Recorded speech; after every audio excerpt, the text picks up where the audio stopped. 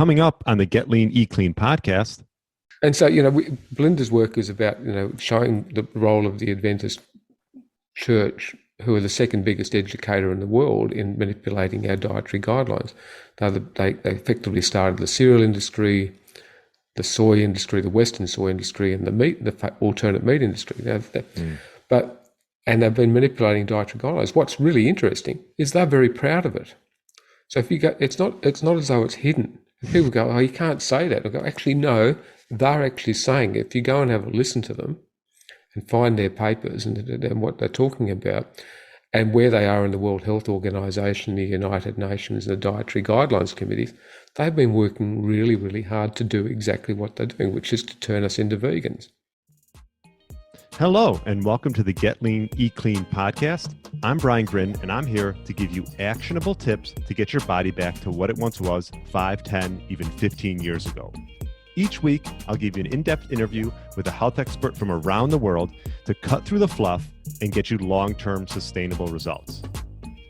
This week, I interviewed author, orthopedic surgeon, and low-carb, high-fat, healthy eating advocate, Dr. Gary Fettke.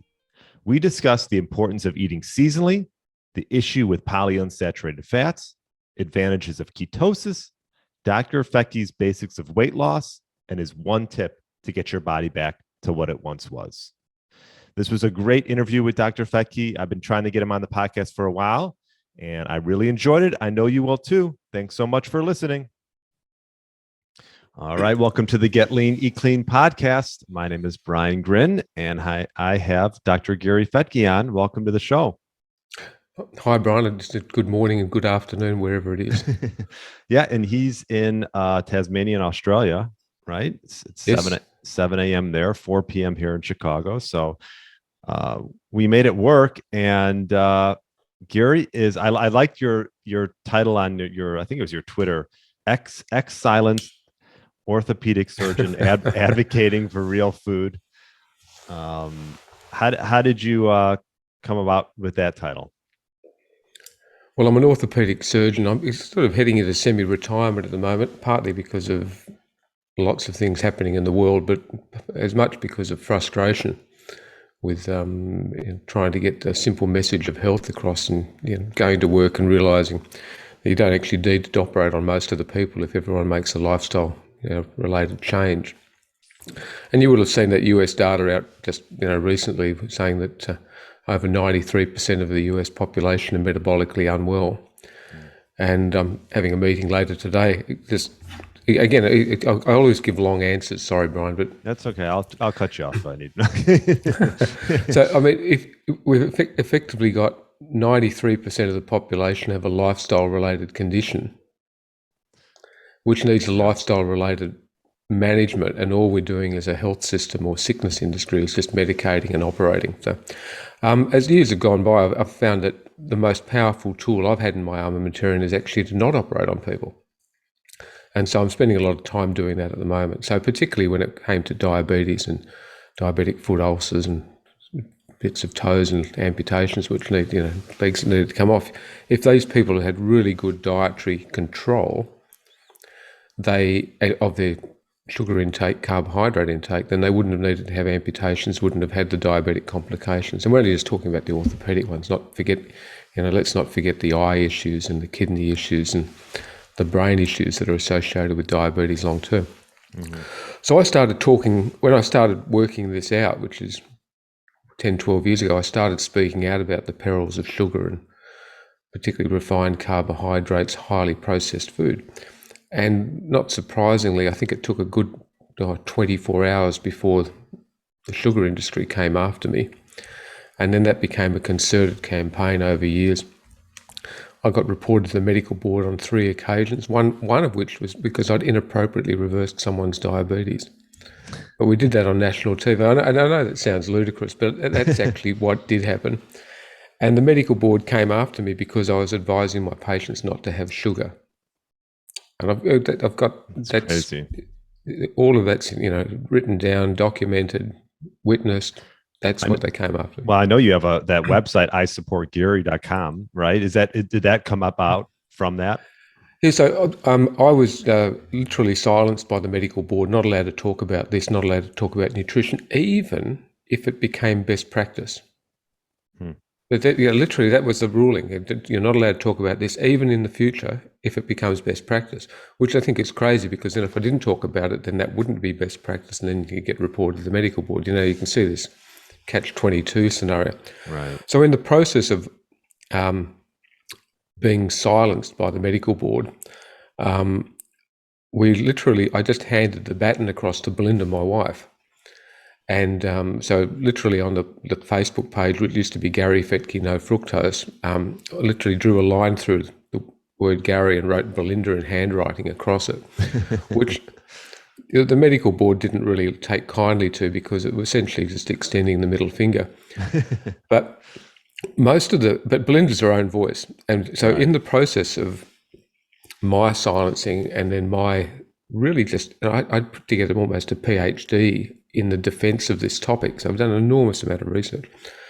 Belinda was saying, look, you're talking about the science, you're going blue in the face. Tim Noakes in South Africa, good friend, he was in the same sort of trouble with his medical board. Multiple people around the world getting into some strife over this issue. And she said, look, you guys are talking the science. She didn't want to understand it. She understood the science. She's an ex-nurse. She said, there's something else going on. So she actually has now become the world's leading expert on the vested interest shaping dietary guidelines. Yeah. And people from all around the world contact her. So she started a website called I Support Gary, which literally is just where isupportgary.com. And I said, look, you can't do that. It's really corny. She said, no, that's what she wants to do. And that became a platform of actually putting her research out there. Yeah. Because she couldn't be silenced. So that's a fabulous resource, and her talks are amazing. So I talk about the science and the biochemistry, because you can't argue that. Right. And then she talks about the vested interests, and some of our talks cross over on all of that. But when you actually realise that this isn't about science, nutrition science has never been about nutrition, and it's definitely not about science. It's what I call marketing-based science.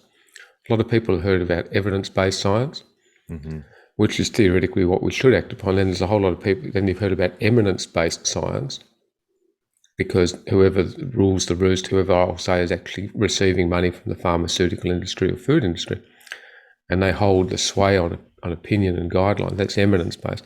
But nutrition science has got full of marketing-based science. How do we make our product more palatable? How do we prove that it's actually safer? And it's literally just made up. And that's really what I've been calling out, and that's what I've gotten into trouble for, because it's literally, we've had a social experiment for the last 50, 60 years of processed food, moving away from an ancestral diet, an environmental diet, to actually processed food. And, it's a walking disaster zone out there. And we were talking before we came on, you touched on, you did a YouTube piece, and I'll put a link in the show notes, because I think it's great. And I think it'll stand the test of time. Honestly, you did it in 2014. And if everyone watches that, I think it might've been 45 minutes, give or take. And it was the model of modern disease. You touched on a lot of points that I think are worth talking about. One of them was almost, this eating seasonally approach, which is like ancestrally, if you think about it, only certain fruits were available at certain times, and even certain vegetables, or these what you call like high octane carbs during a certain period, and then you'd have iterative times where you'd have some famine and some quote unquote starvation or fasting. And I just thought that was interesting. Maybe you can touch on your thoughts behind that. Look, I've rewritten, because everyone wants guidelines. The hospitals and institutions and governments want food guidelines, and so in a pragmatic and somewhat arrogant way, I've actually rewritten the dietary guidelines for the world in one sentence, which is years of getting to that. But and we can dissect that. It's eat fresh, local, seasonal, whole food based on your environment and culture, avoiding added sugar and processed food. Now, if you think about that, that's how we evolved. Right. And that takes into account all sorts of cultural environments, and I'm fascinated by latitude, because the closer you are to the equator, the more sunlight you're getting, the more exposure to vitamin D. Vitamin D is actually critical for metabolizing some of the byproducts of fructose, which is half of sugar, glucose, fructose. But that fructose is actually under the direct effect of sunlight, the byproducts of it. So the closer you are to latitude, to the equator, yeah, sure, you can have a bit more fruit in your diet because you can actually metabolize. But the further you are away, and what's the latitude of Chicago? It'd be 40, 45 something, isn't it? I wish I couldn't tell you, but I'll go with that. Yeah, so it's even further. It's further north than we are south here. Yeah, exactly. And therefore, I say to people, so you have snow up in Chicago? Oh yeah. Yeah. Okay. So when you go to the shop and you actually see apples and oranges from California there, that's not fresh. It's not local. It's certainly not seasonal. Right. And think about the food miles associated with it. And in the winter, when you don't have much vitamin D exposure, you shouldn't be eating truckloads of fruit. Okay. I'm sorry, that's the way we evolved, but the biochemistry behind it, which was only described in 2010, but behind fructose, actually backs that up. So most people involved in health or sickness, whichever way you want to call it, actually don't have this in their textbooks. So the metabolism of fructose isn't in there. And that the talk that I've just done recently about carbohydrate, the dose is the poison, there's literature in there which is only 12 months old. And so we're actually still just learning about glucose and insulin. And so this stuff you'd think we would know truckloads about. And there's been certainly stuff written for decades, but the modern biochemistry of it's actually now showing, when you actually take the food industry out of the equation and the pharmaceutical industry, there are major issues behind actually having too much glucose consumption and certainly too much fructose consumption. And that's really where I started that journey, when I had patients in hospital out of control diabetes, and one guy in particular was being given ice cream 3 times a day. So I'm trying to control his blood sugars, I'm trying to actually save his food, and here I come in and he keeps eating ice cream. And I said, well, hang on, can you stop doing that? And they said, oh no, the dietitians have told me I'm supposed to be having this. I'm eating the hospital food. Right. And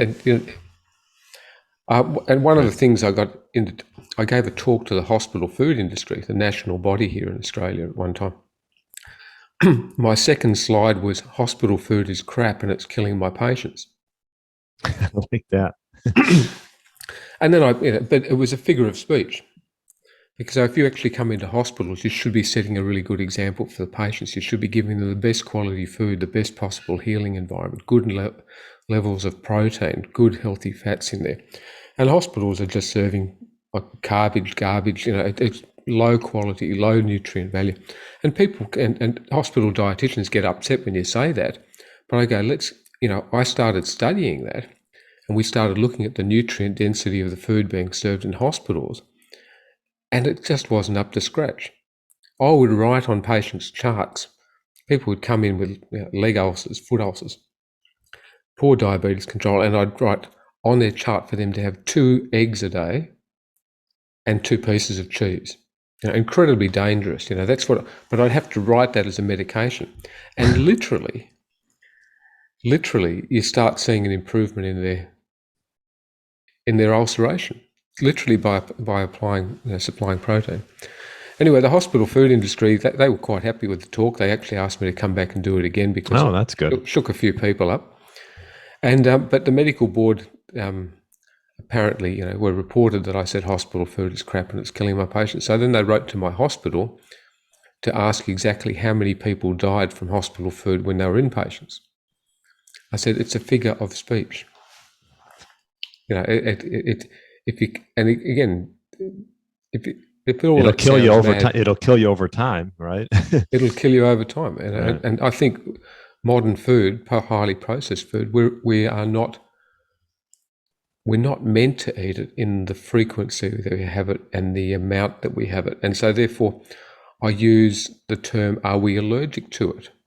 If we constantly expose ourselves to something which is going to kill you, then that's just as allergic as giving peanuts to a kid with a nut allergy. And it doesn't happen right in front of your face, but it does happen over, it happens over decades now, which isn't really, it literally happens over a lifetime. Yeah, happens by middle age. Right. Yeah, there's a tangent for you. This podcast is for middle age, isn't it? What's your definition of middle age? Yeah, that's a good question, because I would say 40 plus. I'm 42. I will say I feel like I'm like probably 28. So I guess that's just a term, a statement, but middle-aged, there's people who are like my age and they look like, and maybe they feel like they're 30, but there's people who I know I've seen are 42 and they look like they're 52. So I think it's just a number, but I guess the definition depends on the person. You've got off another tangent. Have you read Hitchhiker's Guide to the Galaxy? No. The answer to the life, the universe, and everything is 42. The answer to what? Life, the universe, and everything is 42. So it's a fascinating book of philosophy. I read it when I was in my 20s and I thought it was funny. And when I read it when I was 42, I thought, wow, that's a book of philosophy. So it's the only book that you have to read.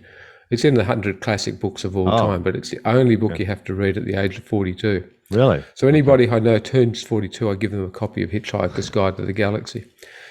And it's a very influential book. I read Elon Musk's biography a couple of years ago, and he says it's the book that influenced him the most. Right. And what that book's about is not the answer to life, the universe, and everything is 42. I'm not actually giving you anything away by that. But the most important thing about the book is actually, what is the question? So if we actually come back to, life and living and all those sorts of things, it's actually, the question is actually as important as the answer. But here's my definition of middle age, okay? It's 20 years older than me. But I've been saying that for more than 20 years. So by definition now, I've actually screwed myself. I am now middle-aged. So, I mean, that's a philosophical take on it. Right. So I don't know the definition of middle age. Some days that I feel that I'm 30 and other days I feel like I'm 60. And so, I mean, I think, the point of this podcast and just even my lifestyle in general is to preserve as long as possible, right? To feel like, to feel and look as young as you can. And, I still get aches and pains here and there, but, doing these lifestyle practices that I talk about or that you talk about can go a long way. I'm sure you've seen it in your practice. Not just my practice, it's my personal life, my family's life. It's actually made enormous differences. Yeah. I'm a grandfather now, and it's really interesting to watch our two grandchildren grow up with this sort of lifestyle.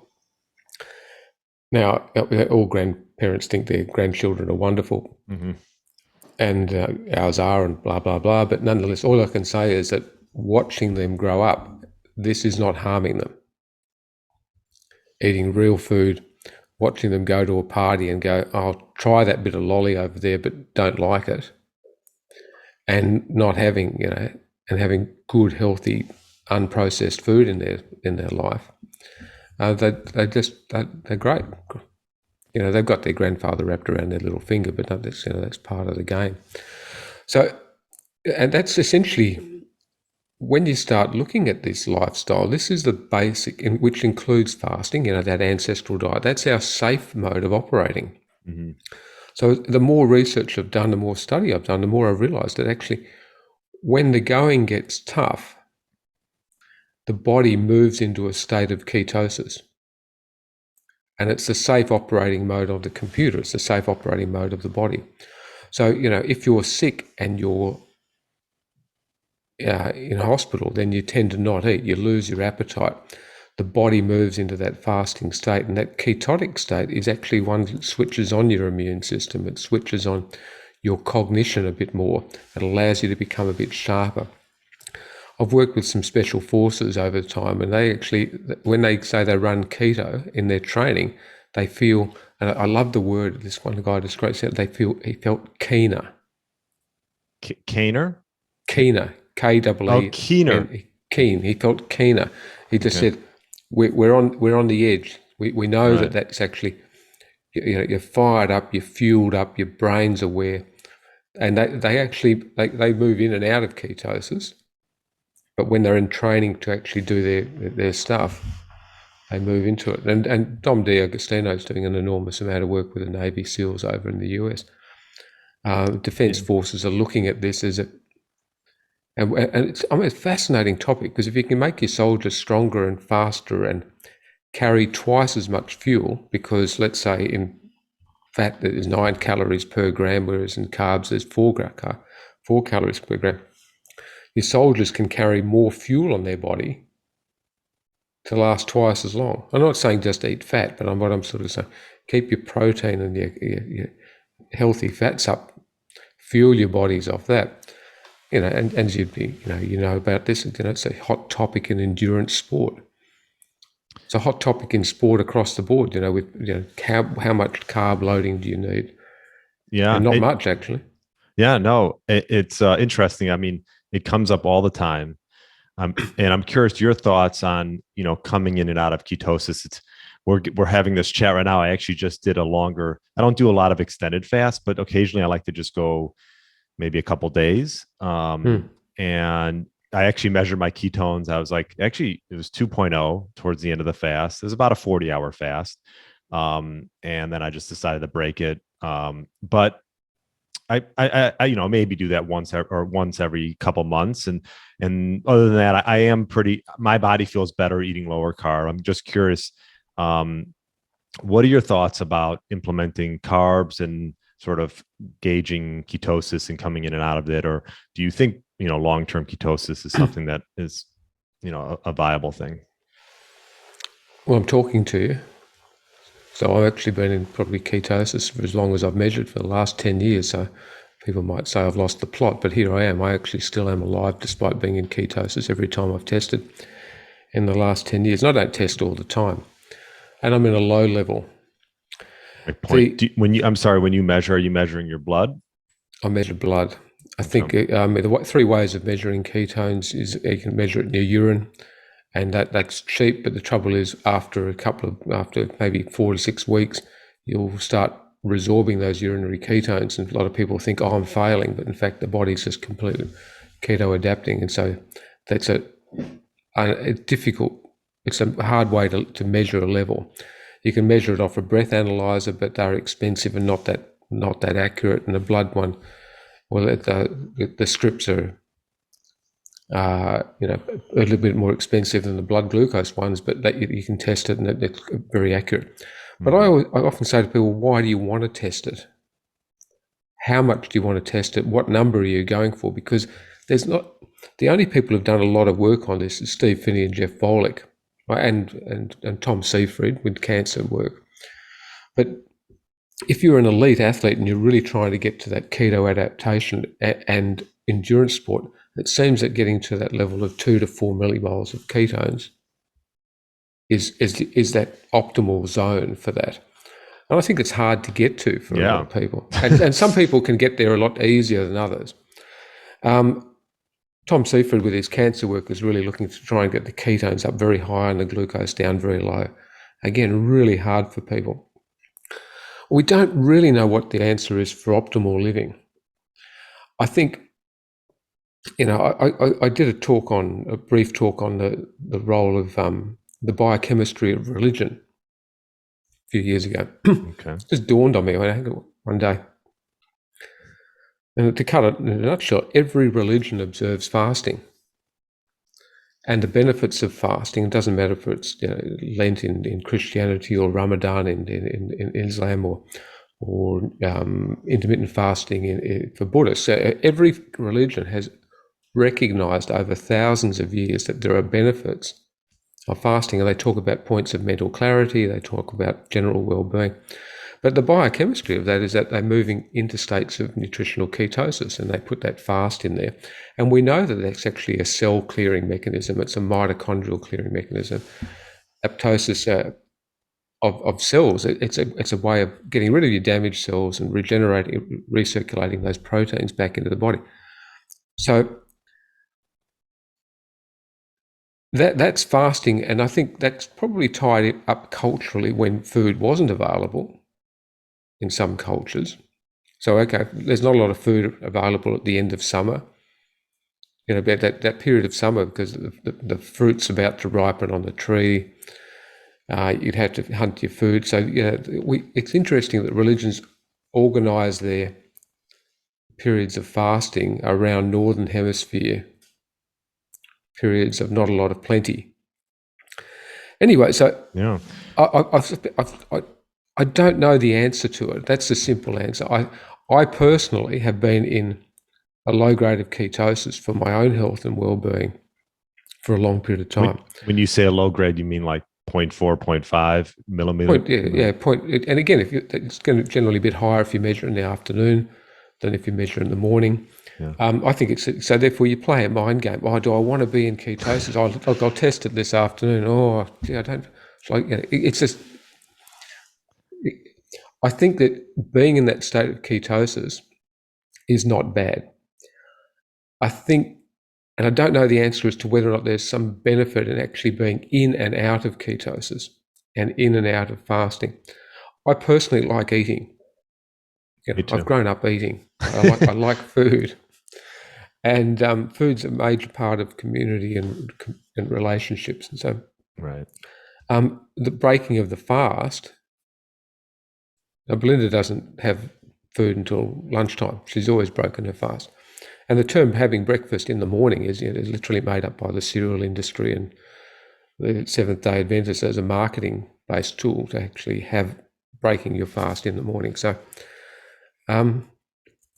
Belinda's better at intermittent fasting than I am, but with the science behind it, we don't know the answer, except that it's good to have it from a cell cleansing mechanism.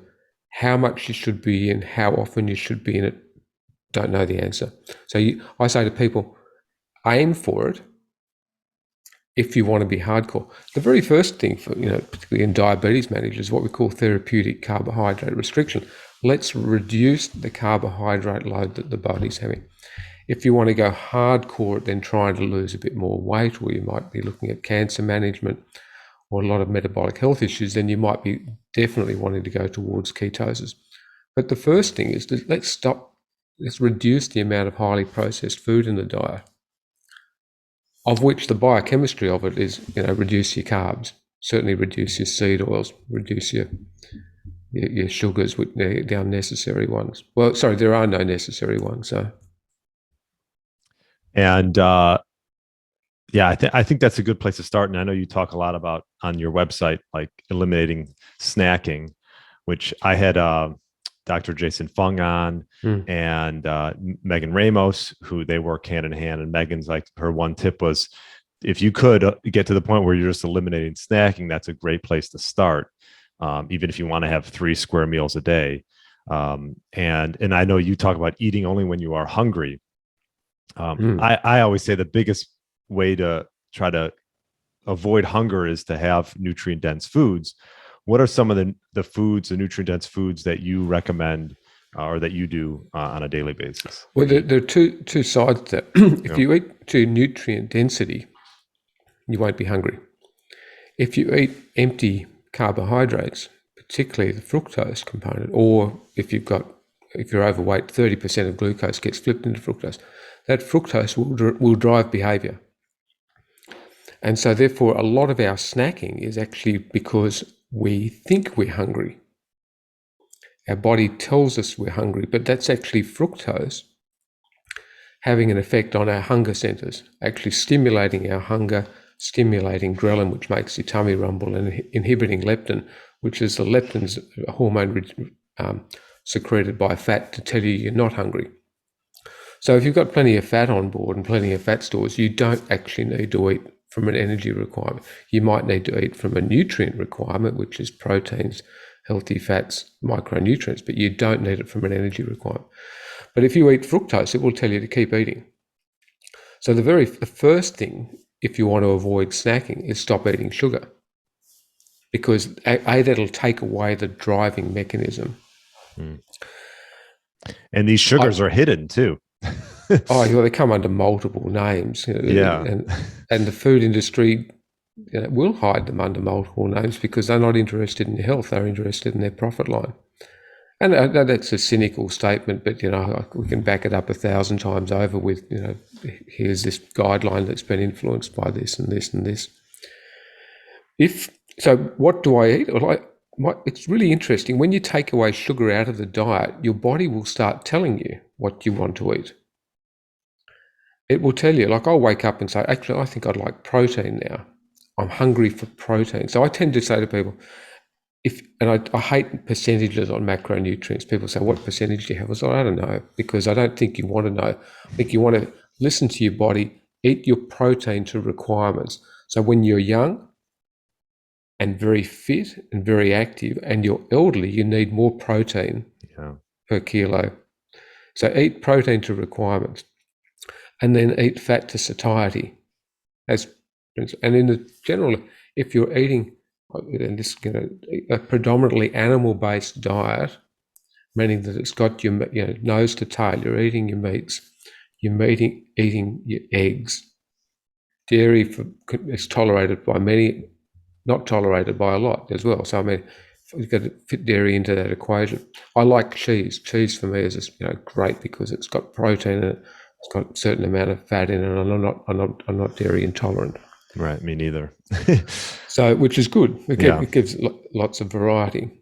So, if you're eating that, and so people always say, "What do you have for breakfast?" I have an omelette, generally speaking, and literally, I've got a sandwich maker, a little flat thing, put a little silicone ring into it, and I drop in last night's meat, maybe some veg if we found it there, egg, bit of cheese, close the lid, put the kettle on. And by the time the kettle's boiled, I've got a cooked breakfast, and that's it. So I've had I've had a nutrient-dense breakfast with a reasonable amount of protein and a reasonable amount of energy in the form of, the cheese with the saturated fats in it, and then that'll run me for a while. Then but the snack food I have in the house, because I'm a snacker. I used to be the fat kid. I've broken all those rules through my life. I've now got it worked out for me, and I think it's applicable for a lot of people, but not everyone has to follow exactly what I do. So if I'm hungry, then there's generally some biltong in the house. There are some nuts. I'm not having lots of nuts. There's a bit of cheese. Fortunately, we've got great sausages here. Pasture-fed meats and holistically raised animals, and we have good access to good food like that. So I happen to know there's half a dozen sausages in the fridge. So if I'm really hungry or lazy, that's my go-to snack.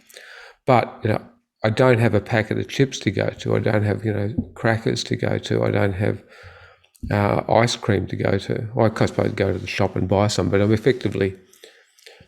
You don't have all that stuff in your pantry to distract you. Right. Karen Zinn's a dietitian in New Zealand. She's got a great line. She says, "Empty pantry, full fridge." Yes, or freezer. Actually, my wife and I every month or so order a bunch of quality grass-fed, grass-finished meats and wild salmon, and we just stock the freezer. And then the night before, you just pull out what you want. If you want to have a little something, maybe a few veggies with that. And, we pretty much grill almost every night. I think cooking for yourself, you talk a lot about polyunsaturated fats and oils, because I think cooking for yourself is something that can go a long way, because you obviously know what's going in the food. Maybe touch a little bit on, polyunsaturated fats and oils, because I would imagine 99% of restaurants are using this. Maybe not in Australia, but oh no, they are. This is a really murky area, which is been, I think, significantly blurred by marketing-based science. So the industrial seed oils, the polyunsaturated seed oils, are cheap, transportable, don't need refrigeration. Right. Therefore, there's profit margin in them. Virtually all essentially you've got fats and oils that are exactly the same thing. If the definition is that fat is solid at room temperature and oil is liquid at room temperature. There is no food or plant or anything that doesn't have a combination of saturated fat, monounsaturated fat, and polyunsaturated fat. Everything has a combination of it. So there's coconut oil is probably the closest thing to just being saturated fat, but it still has a bit of monounsaturated, polyunsaturated.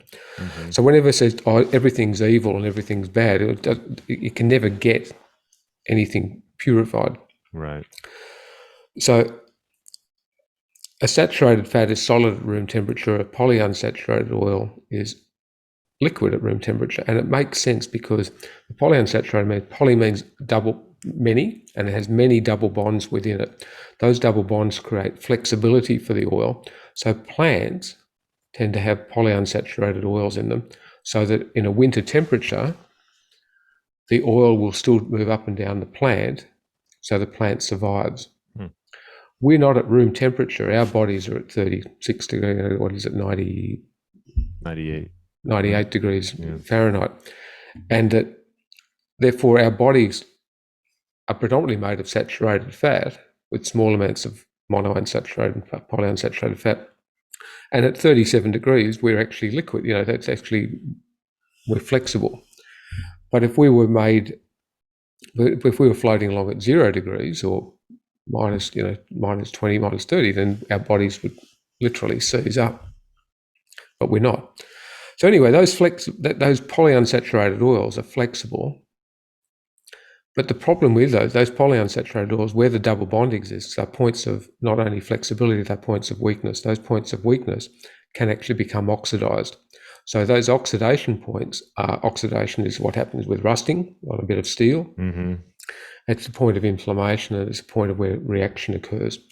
So when a seed oil, an industrial seed oil, comes into the body and it's exposed to oxygen over a period of time, which is in our bodies, then they become oxidized. That oxidation process becomes a point of inflammation.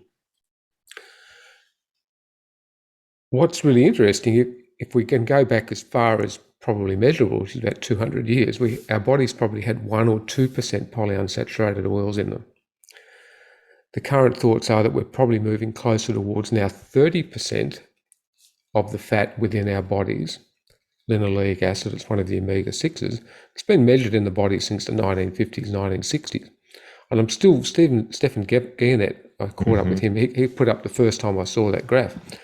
And we had communication going, why did they start measuring that? And we actually don't quite know why they started measuring.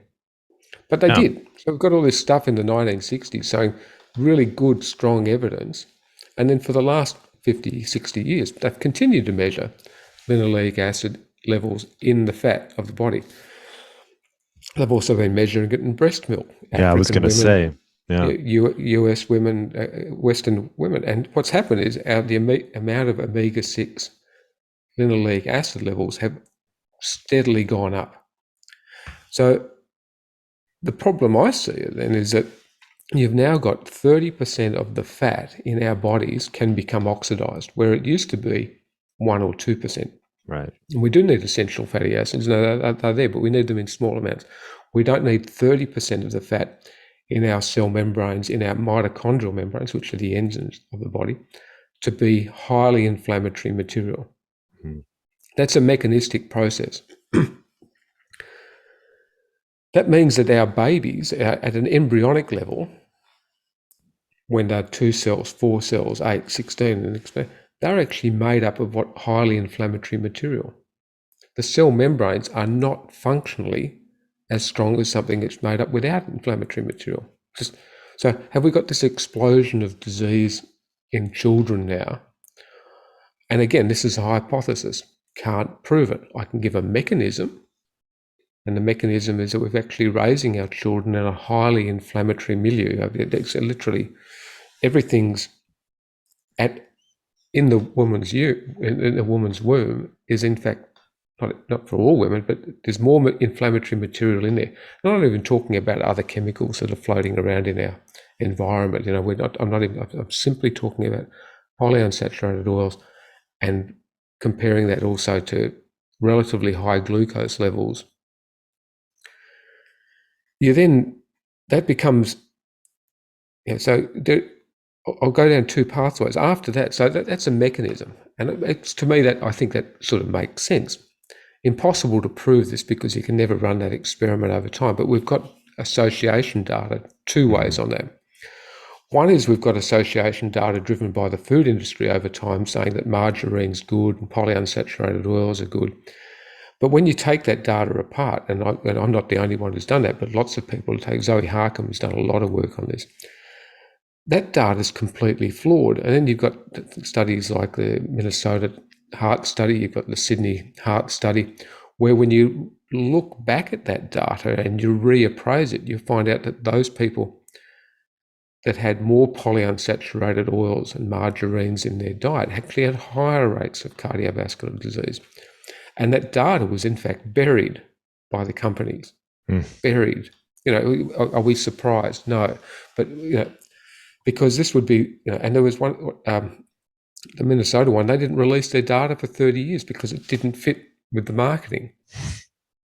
Yeah, so I was just going to say, if it's everywhere. I mean, if you look at labels, right, like sunflower seed oil, canola oil, all these vegetable oils, right, like they're everywhere.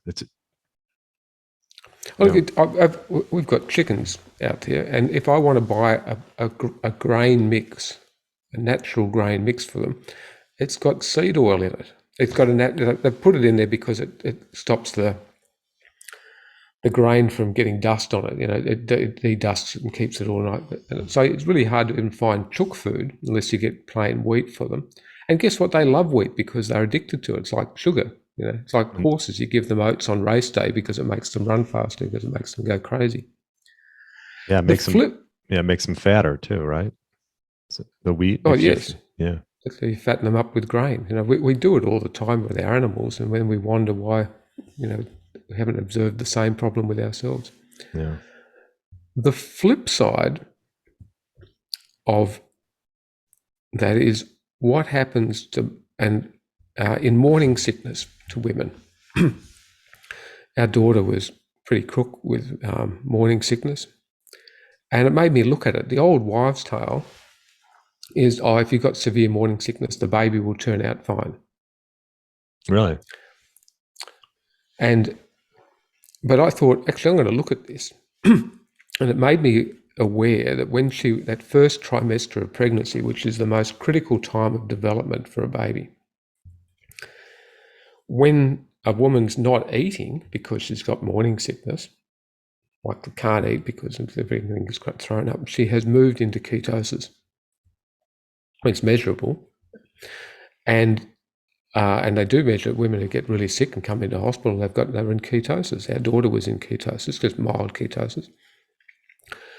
So I thought, hang on, this is really interesting. We've actually got an experiment in place where we can actually measure the outcomes. So as it turns out, in the literature, there are tens of thousands of children that have been studied of outcomes of women who have actually had morning sickness. As it turns out, the more severe the morning sickness, by my definition, the greater this period of time in ketosis, the better the outcomes for the babies. So we actually look at them, tens of thousands of studies now, or tens of thousands of patients in multiple studies. The pregnancies tend to be less complicated. The babies tend to run out to term. They're more likely to be of normal birth weight. They are less likely to have miscarriages through the pregnancy. They end up with less congenital abnormalities, and the children develop perfectly well, arguably smarter than average. Take the other side, which is gestational diabetes. Again, tens of thousands of women studied with gestational diabetes with poor blood glucose control. It's got nothing to do with seed oils, but it does have evidence of what happens with elevated blood glucose. Babies grow in a state of ketosis. We know that they grow well. When you actually have fluctuating levels of blood glucose, which then crosses the placenta, those babies, those women are more likely to have miscarriages. The babies are less likely to get through to term. They're more likely to have high birth weights and low birth weights. They're more likely to have congenital abnormalities, particularly the environmental ones like the cardiovascular ones. And they're more likely, again, association, to have learning difficulties and ADHD. So and again, that's observational data, but it's been done on tens of thousands. So if I went along and actually said, okay, I want to do a study on women, and I want to put 50% of them into fasting and put them into ketosis, and the other 50% I want to get them highly processed food, I'd never get that past an ethics committee. They go, oh, you're killing them. You're going to kill them both ways. I said, no, but what I'm saying is we've already got that data, and it's been going for decades. And I say, and so there's, again, it's a talk on YouTube. It's all referenced. All the references are there at the end. Just go and look. And that's so much stuff. You did a talk on YouTube about this? Yes. Yeah. I mean, what's the title? Do you know? Oh, if not, we could search it. Yeah, but sure. Essentially, you look up Fettke YouTube and find it. Morning sickness. Yeah, I think that's it. Morning sickness. Yeah. Okay. So, what on earth is an orthopedic surgeon talking about morning sickness for? But this is, all I'm doing is applying the scientific method across something, and people will say, okay, he's got cognitive dissonance, and he's looking at it. I sort of go and look at it yourself. I don't, I'm not making any money. I've got nothing to prove here. I'm only sticking my neck out. Mm-hmm. And I had a few obstetricians say, you shouldn't be talking in that space. And then I had a whole lot of obstetricians contact me and say, wow, I'd never thought about it like that. Thanks for the information. I can pass that on. Because again, lots of women have got morning sickness. They're worried about it. Here's the scientific basis, the likely science behind it. But here are the results. I've just tabulated them. Nothing that's not, and that's what, there's a talk on mine, which I've done, which is not on anything, which I give from time to time, about where is the best spot to hide something. Do you know where that is? Where is the best spot to hide something? Yes. I don't know. In plain sight. In plain sight? In plain sight. So it's right in front of you. If you go looking for it, it's right in front of you. You don't have to look very hard. Yeah, that's true in a lot of things. And so, Belinda's work is about, showing the role of the Adventist Church, who are the second biggest educator in the world, in manipulating our dietary guidelines. They effectively started the cereal industry, the soy industry, the Western soy industry, and the alternate meat industry. And they've been manipulating dietary guidelines. What's really interesting is they're very proud of it. So if you go, it's not as though it's hidden. And people go, oh, you can't say that. I go, actually, no, they're actually saying it. If you go and have a listen to them and find their papers and what they're talking about and where they are in the World Health Organization, the United Nations, the Dietary Guidelines Committees, they've been working really, really hard to do exactly what they're doing, which is to turn us into vegans. Right. I don't have a problem with vegans because they're interested in their health outcomes and the planet and all that. But if they're actually taking their proof that that's the way to go from the Adventist Church ministries, which back in the 1950s started their Adventist health studies to prove their point that the visions of Ellen G. White and a vegan diet is appropriate. But everything's manipulated. According to the Adventist health studies, the definition of vegetarian and vegan?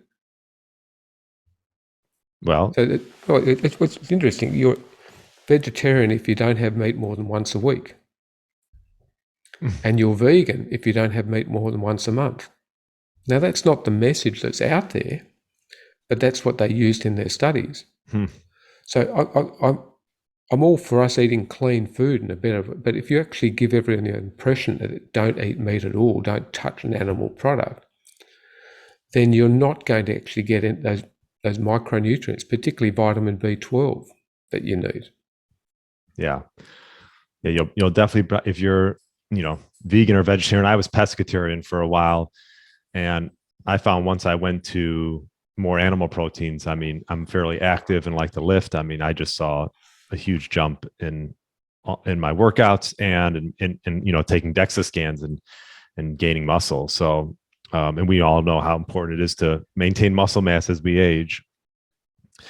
I'm a great believer that we should be eating to our nutrient requirements. If you have a plant-based diet, over time, you are not going to get all of your essential micronutrients.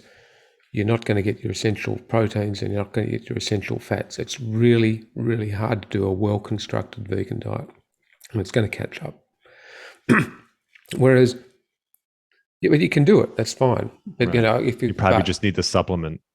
well, you've got to supplement, and so therefore that's not a whole food diet. Right. Whereas if your diet is predominantly animal-based, and I'm not talking about factory farming, I'm not talking about holistically raised animals, of which if we are smarter about it, we can turn our grasslands into productive land.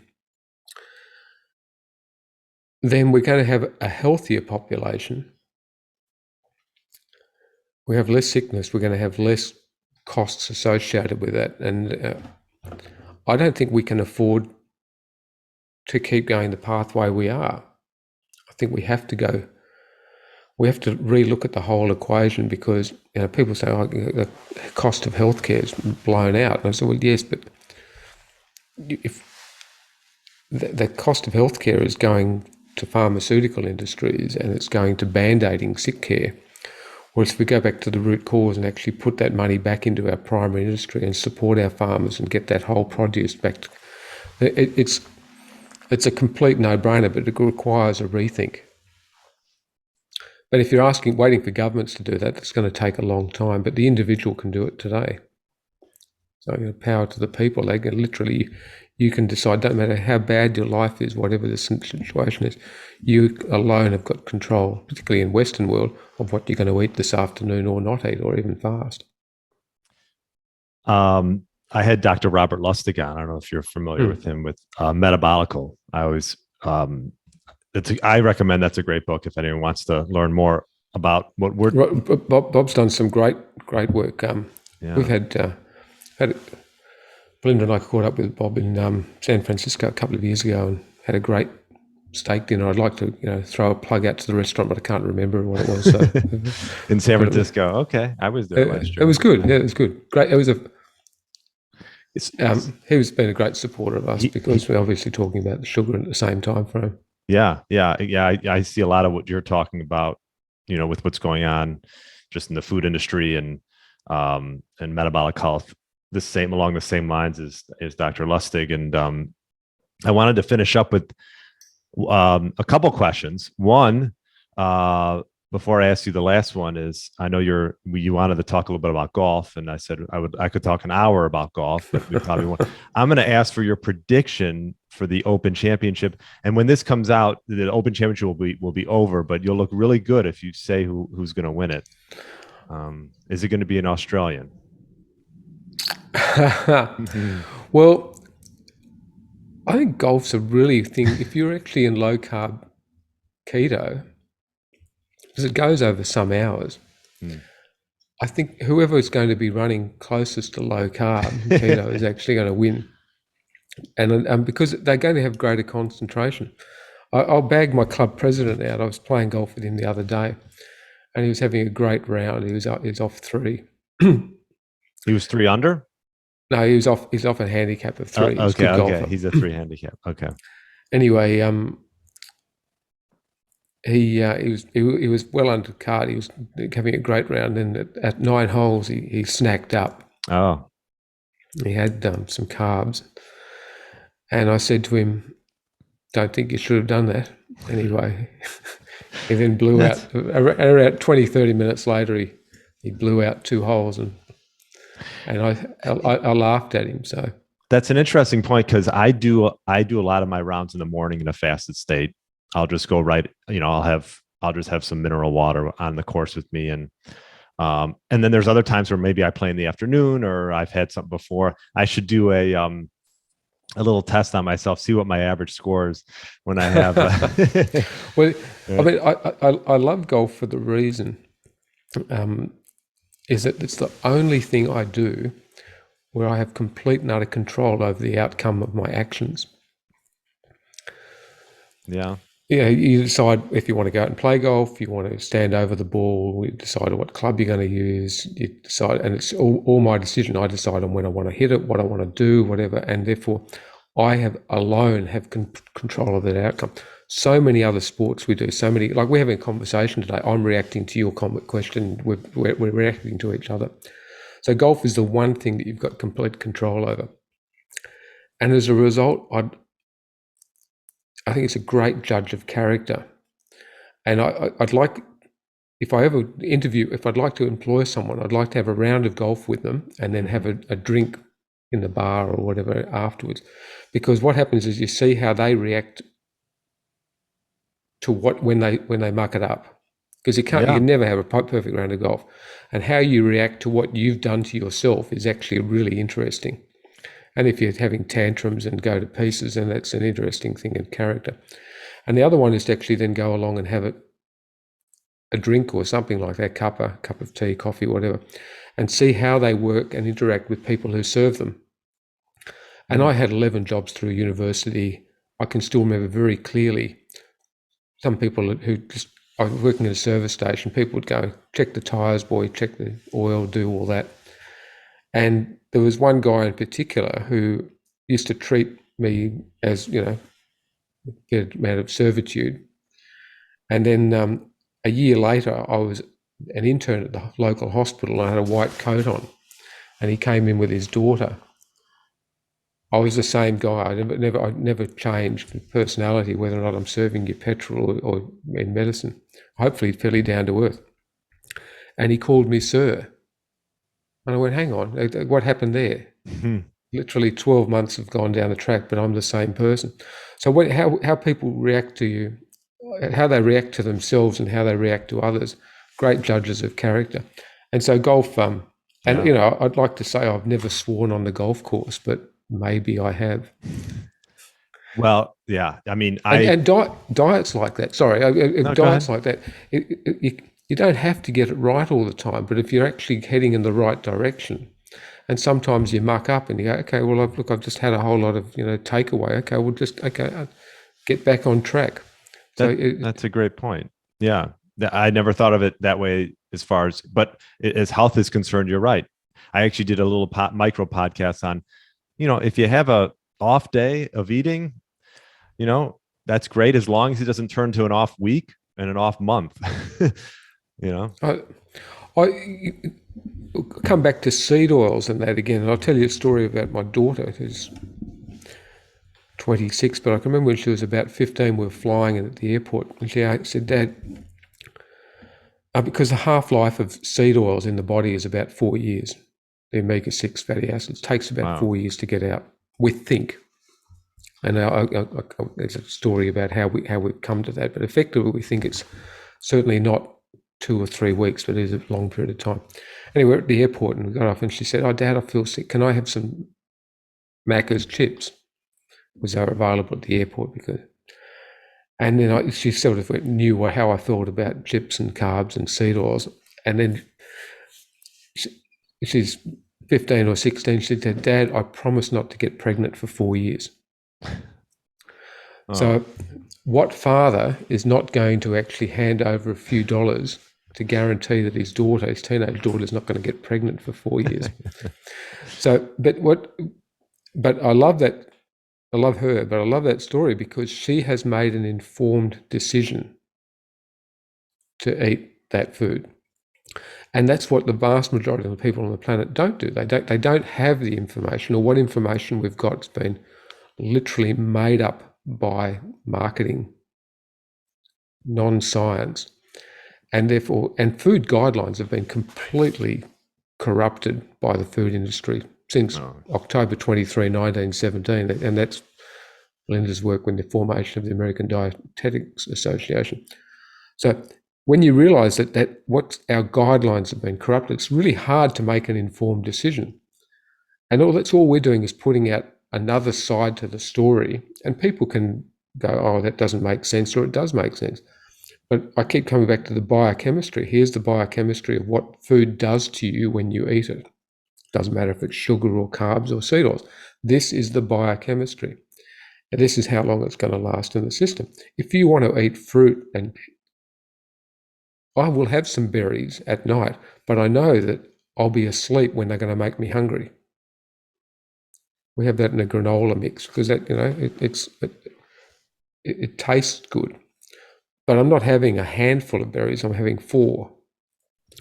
And so therefore, it's about giving people information that they can then make their own decisions based on. So I try and work out, okay, here's the biochemistry. Belinda's work and all of her talks on YouTube are all about why that message from the food industry and pharmaceutical industry and governments is flawed. And again, this is our research. People don't have to listen to it. They don't have to read it. They don't have to watch it. But gee, it's been an interesting journey for us, and we're all healthier for it. Yeah, and the best place to find you, obviously on YouTube. I know you have nofructose.com. Anywhere else? Well, Belinda's works on isupportgary.com. isupportgary.com. She's got a new website coming called belindafettke.com, which is her research. Oh. But I'm tweeting. We're both tweeting away. But the talks which have got more information on them are on YouTube before that gets taken down by darker forces. We didn't even go there today. So. Oh, I know. I'll have to maybe I'll have your wife on. I would love that. If does she do this, or are you the spokesperson? No. She's much nicer than me. So I think she's got quite a bit of work coming up her way. Okay. She's been published. There's a great book just been published by Jayne Buxton. What's in? Just released a few weeks ago called The Plant-Based Con. Oh, I thought I saw you. Yeah, I was looking that up because I thought that you posted something about that. Well, Belinda's helped write a couple of chapters in that with Jayne. Okay. And the fact that it's created controversy means it's probably on the mark. Yeah, exactly. You never gave me your prediction. Who's your pick to win the Open? Well, one of those things about a bit like horse racing and golf tournaments. I don't make bets because I can only lose. Chances are I'm going to lose. There, I'll say an Australian. Okay. There you are. I'll leave it at that. Yeah, okay, so you could have maybe I think Jason Day's playing or Mark Leishman. Okay, we'll go with that. But it's one. It's one group that we haven't gotten into to have a chat towards about low carb keto. It's golfers. I hear that there are some players mucking around with it. Yeah, I wouldn't be surprised. I mean, nowadays, these guys, it's so competitive these days, and just to have a little bit of an edge when you're performing, if you could, being in ketosis gives you that edge and lets you get into like a flow on the golf course. I'm sure it's being observed. I had actually Scott Stallings on. He's been on the PGA Tour for a while, and we didn't quite talk about like that, but we did talk a lot about health. And he was at one point fairly overweight and not going down a good path, and has gotten his body back. And but yeah, that's an interesting. I mean, we know that those athletes who are doing this are having less injuries. Excuse me, just losing my voice after a while. Here's when you actually look at the damaged cartilage in a joint or the damaged tendons around joints, you find the end products of glucose metabolism, the glycation products of you don't find the byproducts of protein or fat metabolism. So the root cause of tendon and cartilage damage is byproducts of carbohydrate metabolism. So it's fascinating. So therefore, if we can, again, lots of anecdotal stories, that's just got to be drawn into more and more data over time. But not a lot of money for research on this because nobody's making any money out of it. Right. That's what I say about fasting. Yeah. Where's the money? Where's the money in that? Yeah. Right. Well, this was great, Dr. Fettke. Thank you so much. I really enjoyed talking with you, and dropping all this great knowledge on us. So I appreciate you coming on the podcast. Oh, thanks for your time, Brian. Okay, you have a good afternoon. I'm going to have a good day. Thanks for listening to the Get Lean, Eat Clean podcast. I understand there are millions of other podcasts out there, and you've chosen to listen to mine, and I appreciate that. Check out the show notes at briangrin.com for everything that was mentioned in this episode. Feel free to subscribe to the podcast and share it with a friend or family member that's looking to get their body back to what it once was. Thanks again, and have a great day.